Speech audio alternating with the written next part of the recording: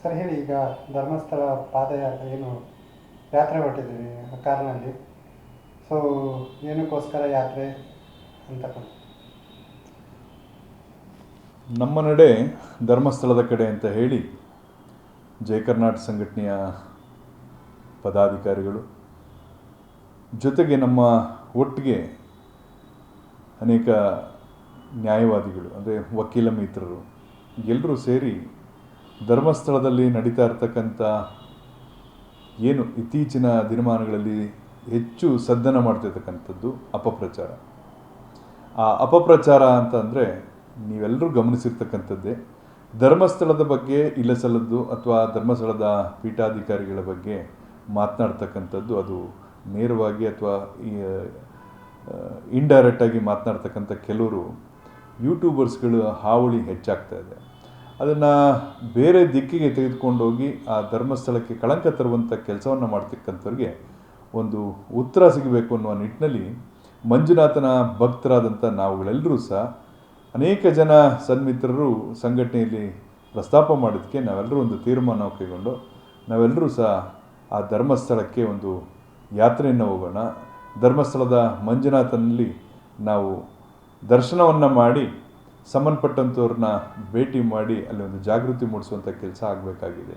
ಯಾಕೆಂತಂದರೆ ಇತ್ತೀಚಿನ ದಿನಗಳಲ್ಲಿ ಏನು ಹೇಳ್ತಾರೆ, ಒಂದು ಮಾತಿದೆಯಲ್ಲ, ಕೈಲಾಗದವನ ಕೊನೆಯ ಅಸ್ತ್ರವೇ ಅಪಪ್ರಚಾರ ಅಂತ. ಹಾಗಾಗಿ ಆ ಅಪಪ್ರಚಾರಕ್ಕೆ ಹೆಚ್ಚು ಮಹತ್ವ ಸಿಗಬಾರ್ದು. ತನಿಖೆ ನಡೀತಾ ಇರ್ತಕ್ಕಂಥ ಸಂದರ್ಭದಲ್ಲಿ ತನಿಖೆಯ ದಿಕ್ಕು ತಪ್ಪಿಸುವ ಕೆಲಸವೂ ಆಗಬಾರ್ದು. ಆ ನಿಟ್ಟಿನಲ್ಲಿ ನಾವೆಲ್ಲರೂ ಸಹ ತನಿಖೆ ಅಧಿಕಾರಿಗಳು ತನಿಖೆಯ ಸಂಪೂರ್ಣ ವರದಿಯನ್ನು ಸಾರ್ವಜನಿಕವಾಗಿ ತೆರೆದಿಡಲೇಬೇಕು. ಅವತ್ತು ಯಾರು ತಪ್ಪಿತಸ್ಥರಿದ್ದರೆ ಅವ್ರಿಗೆ ಅವತ್ತು ಶಿಕ್ಷೆ ಆಗಲಿಕ್ಕೆ ಯಾರೂ ತಪ್ಪಿಸ್ಲಿಕ್ಕಾಗಲ್ಲ. ಹಾಗಾಗಿ ನಾವೆಲ್ಲರೂ ನಮ್ಮ ನಡೆ ಧರ್ಮಸ್ಥಳದ ಕಡೆ ಅಂತ ಹೇಳಿ ಆ ಒಂದು ಧರ್ಮಸ್ಥಳದ ಕಡೆ ಒಂದು ಹೊರಡುವಂಥ ಕೆಲಸವನ್ನು ಶನಿವಾರ ಬೆಳಿಗ್ಗೆ 7:30 ಗಂಟೆಗೆ ನಮ್ಮ BICಯ ಸ್ಥಳದಿಂದ ನೆಲಮಂಗಲ ಮಾರ್ಗವಾಗಿ ಧರ್ಮಸ್ಥಳಕ್ಕೆ ತೆರಳುತ್ತಾ ಇದ್ದೀವಿ. ಸರ್, ಈಗ ಈ ಹಿಂದೆನೂ ಕೆಲವು ಶಾಸಕರುಗಳು ಯಾತ್ರೆಯನ್ನು ಹೋಗಿದ್ದರು, ತಾವು ಕೂಡ ಹೋಗ್ತಾ ಇದ್ರಿ.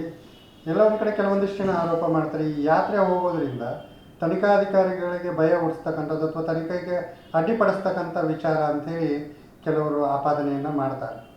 ನೋಡಿ, ತನಿಖೆ ನಮಗೆ ಗೊತ್ತಿದ್ದಾಗೆ ಮಾಧ್ಯಮಗಳಲ್ಲಿ ಗಮನಿಸಿದ ಹಾಗೆ ಸಾಕಷ್ಟು ಸಮಯ ತೆಗೆದುಕೊಂಡಿದೆ. ಆ ತನಿಖೆಯ ಸಂದರ್ಭದಲ್ಲಿ ನಾವು ಯಾರೂ ಸಹ ಅದಕ್ಕೆ ತೊಂದರೆಯನ್ನು ಮಾಡ್ತಕ್ಕಂಥದ್ದು, ಅದ್ರ ಬಗ್ಗೆ ಮಾತನಾಡ್ತಕ್ಕಂಥ ಕೆಲಸವಾಗಲಿ ಮಾಡಿಲ್ಲ.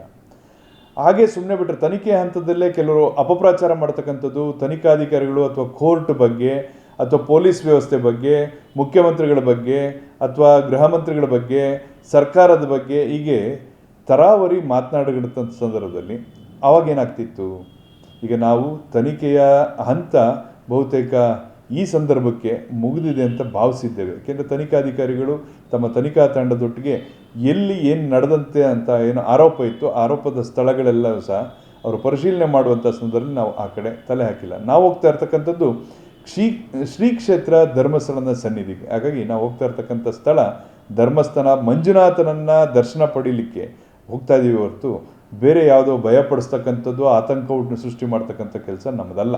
ನಾವೆಲ್ಲ ಭಕ್ತರು ದೇವರ ದರ್ಶನಕ್ಕೆ ಹೋಗ್ತಾ ಇದ್ದೇವೆ. ಯಾಕೆಂದರೆ ನಮ್ಮ ಮಂಜುನಾಥ ಅಂತಂದಾಗ ನಮಗೆ ಹೆಮ್ಮೆ.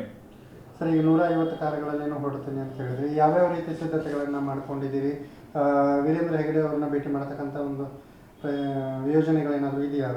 ನೋಡಿ, ನಮಗೆ ನಮ್ಮ ಪದಾಧಿಕಾರಿಗಳು ಎಲ್ಲ ಕಾರ್ಯಕರ್ತರು ಕರ್ಕೊಂಡು ಹೋಗ್ಲಿಕ್ಕೆ ಹೋದರೆ ಭಾಳ ಕಷ್ಟ ಆಗುತ್ತೆ. ಯಾಕೆಂದರೆ ಉಳ್ಕೊಳ್ಳೋ ವ್ಯವಸ್ಥೆ ಇರ್ಬೋದು, ದಾರಿ ಉದ್ದಕ್ಕೂ ಹೋಗ್ತಕ್ಕಂಥ ಇರ್ಬೋದು. ಹಾಗಾಗಿ ನಾವು ಯಾರಿಗೂ ತೊಂದರೆಯನ್ನು ಕೊಡ್ತಕ್ಕಂಥ ಕೆಲಸ ನಮ್ಮದಲ್ಲ. ಹಾಗಾಗಿ ಪ್ರಮುಖ ಆಸಕ್ತಿ ಇರ್ತಕ್ಕಂಥ ಪದಾಧಿಕಾರಿಗಳು ನಾವು ಬರ್ತೇವೆ ನಾವೆಲ್ಲ ಒಟ್ಟಿಗೆ ಹೋಗೋಣ ಅನ್ನುವಂಥ ಕೂಗಿಗೆ ನಾವೆಲ್ಲರೂ ಸಹ ಈ ಒಂದು ಧ್ವನಿ ಎತ್ತಿದ್ದೇವೆ. ಆ ಕಾರಣಕ್ಕೆ ನಾವು ಹೋಗ್ತಾ ಇರ್ತಕ್ಕಂಥದ್ದು ಧರ್ಮಸ್ಥಳ ಮಂಜುನಾಥ ಸ್ವಾಮಿಯ ದರ್ಶನಕ್ಕೆ. ಹೆಗಡೆ ಅವ್ರನ್ನ ಭೇಟಿ ಮಾಡ್ತಕ್ಕಂಥ ಯೋಜನೆಗಳೇನಾದರೂ? ಈಗ ಅಲ್ಲಿನ ಧರ್ಮಾಧಿಕಾರಿಗಳು ಅಂತ ಏನಿದ್ದಾರೆ, ವೀರೇಂದ್ರ ಹೆಗಡೆ ಅವರು ಧರ್ಮಾಧಿಕಾರಿಗಳನ್ನು ಅಲ್ಲಿ ಹೋದಾಗ ಅವರ ವಿರುದ್ಧ ಸಂದರ್ಭದಲ್ಲಿ ಇದ್ದರೆ ಖಂಡಿತ ಅವರನ್ನು ನಾವು ಭೇಟಿ ಮಾಡ್ತೇವೆ. ಈ ಬಗ್ಗೆ ಚರ್ಚೆ ಏನಾದರೂ ಮಾಡ್ತೇವೆ? ಚರ್ಚೆ ಮಾಡ್ತಕ್ಕಂಥದ್ದು ಸೂಕ್ತ ಅಲ್ಲ. ಧರ್ಮಸ್ಥಳದ ಪರವಾಗಿ ನಾವಿರ್ತೇವೆ. ಧರ್ಮಸ್ಥಳದಲ್ಲಿ ಏನು ಧಾರ್ಮಿಕ ಕಾರ್ಯಕ್ರಮ ನಡೆಯುತ್ತೆ, ಧರ್ಮಸ್ಥಳದಲ್ಲಿ ಒಳ್ಳೆಯ ಕೆಲಸ ನಡೆಯುತ್ತೆ, ಆ ಒಳ್ಳೆಯದನ್ನು ನಾವು ಮಾತನಾಡ್ತೀವಿ ಹೊರತು ಒಳ್ಳೆಯದಕ್ಕೆ ನಾವು ಬೆಂಬಲಿಸ್ತೀವಿ ಹೊರತು ಬೇರೆ ಮಾತುಗಳನ್ನು ಆಡ್ತಕ್ಕಂಥವ್ರು ನಾವಲ್ಲ. ಯಾಕೆಂದರೆ ಧರ್ಮಸ್ಥಳ ಅಂತಂದರೆ ಇವತ್ತು ಗ್ರಾಮಗಳಲ್ಲಿ ಇವತ್ತು ಧರ್ಮಸ್ಥಳದ ಅನೇಕ ಸಮಾಜಮುಖಿ ಕೆಲಸಗಳು ನಮ್ಮ ಕಣ್ಣಿಗೆ ಕಾಣ್ತಾ ಇದ್ದಾವೆ. ಯಾಕೆಂದರೆ ನಾವು ಸಾರ್ವಜನಿಕವಾಗಿರ್ತಕ್ಕಂಥವ್ರು. ಹಿಂದೆ ಹೇಳ್ತಿದ್ರು ಕೆರೆಯಂ ಕಟ್ಟಿಸು ದೇವಗಾರಂ ನಿರ್ಮಿಸು ಅಂತ ಹೇಳಿ. ಹಾಗಾಗಿ ಅನೇಕ ಕಡೆ ಇವತ್ತು ಕೆರೆಗಳ ನಿರ್ಮಾಣ ಇರ್ಬೋದು, ದೇವಸ್ಥಾನಗಳ ಜೀರ್ಣೋದ್ಧಾರ ಇರ್ಬೋದು, ವ್ಯಸನ ಮುಕ್ತ ಇರತಕ್ಕಂಥ ವ್ಯಕ್ತಿಗಳನ್ನು ಕಾಣಬೇಕು ಅಂತ ಹೇಳಿ ವ್ಯಸನಿಗಳಿಗೆ ಆ ಒಂದು ವ್ಯಸನದಿಂದ ಮುಕ್ತ ಮಾಡುವಂಥ ಕಾರ್ಯಾಗಾರಗಳಿರ್ಬೋದು, ಮಹಿಳೆಯರಿಗೆ ಸ್ವಾವಲಂಬಿಗಳಾಗಿ ಅವರು ಬದುಕಬೇಕು ಅಂತಕ್ಕಂಥದ್ದಕ್ಕೆ ಪ್ರೋತ್ಸಾಹ ನೀಡ್ತಕ್ಕಂತಿರ್ಬೋದು. ಇಂಥ ಅನೇಕ ಸಮಾಜಮುಖಿ ಕೆಲಸಗಳು ನಮಗೆ ಕಣ್ಣಿಗೆ ಕಾಣ್ತದೆ. ಹಾಗಾಗಿ ಅದು ಒಳ್ಳೆಯದು ಅಂತ ನಾವು ಹೇಳ್ತೇವೆ.